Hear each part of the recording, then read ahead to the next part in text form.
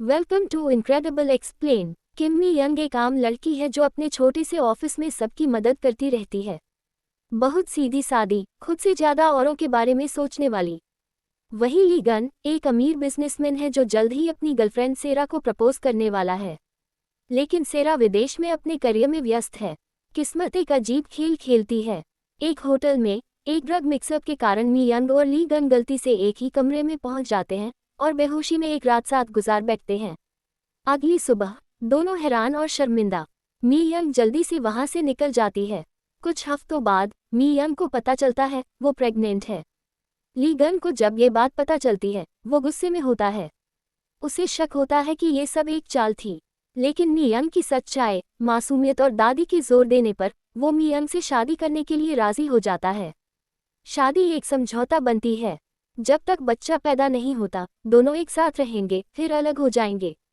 शादी तो हो जाती है पर दोनों अजनबियों की तरह रहते हैं। मी यंग घर की इज्जत बनाए रखती है। ली गन अब भी सेरा से जुड़ा है, लेकिन धीरे धीरे मी यंग की मासूमियत उसे आकर्षित करने लगती है। ली गन को एहसास होने लगता है कि मी यंग सिर्फ उसके बच्चे की मां नहीं है, वो एक सच्ची और नेकदिल इंसान है। वो उसकी केयर करने लगता है, उसकी छोटी छोटी बातों में उसे सुकून मिलने लगता है। सेरा को ये सब पसंद नहीं आता। वो बार बार मी यंग को नीचा दिखाती है। एक दिन सेरा और मी यंग के बीच बहस हो जाती है, जिससे मी यंग गिर जाती है और उसका मिसकैरेज हो जाता है। ये हादसा सब कुछ बदल देता है। ली गन खुद को दोष देता है। वो टूट जाता है। मी यंग को भी दोषी ठहराता है।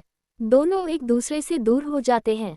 मी यंग ली गन को छोड़कर विदेश चली जाती है। वहाँ वो अपने करियर पर फोकस करती है, एक नई पहचान बनाती है। अब वो एक फेमस आर्टिस्ट बन चुकी है। वही ली गन भी अपने बिजनेस में व्यस्त रहता है, लेकिन उसकी जिंदगी अब अधूरी है।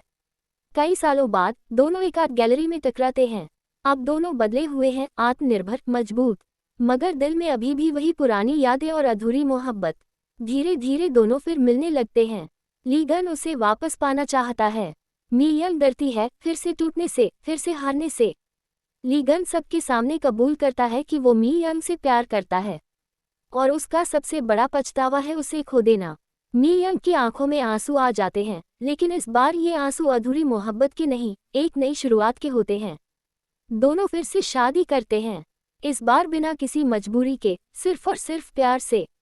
कहानी खत्म होती है एक प्यारे से सीन पर, जहां मी यंग और ली गन एक बच्चे को गोद में लिए समंदर किनारे टहल रहे होते हैं, पुरानी गलतियों को माफ करके एक नई किस्मत को अपनाते हुए।